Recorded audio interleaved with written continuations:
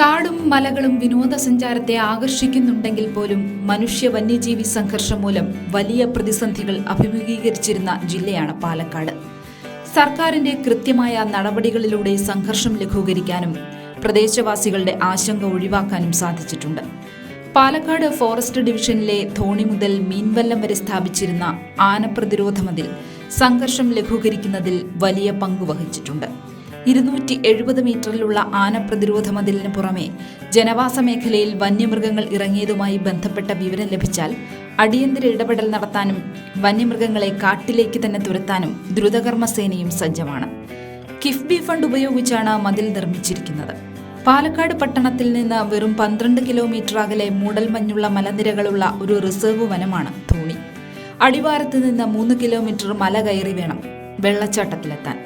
ആന, കടുവ, മാൻ, മറ്റു മൃഗങ്ങൾ തുടങ്ങിയ വന്യജീവികളാൽ സമ്പന്നമാണ് ഇവിടം. മീൻവല്ലം വെള്ളച്ചാട്ടം കാണാനായി ധാരാളം വിനോദസഞ്ചാരികളും എത്താറുണ്ട്. അതുകൊണ്ട് തന്നെ ആനപ്രതിരോധ മതിലും സോളാർ ഫെൻസിംഗും ഇവിടെ ഏറെ പ്രാധാന്യമർഹിക്കുന്നു.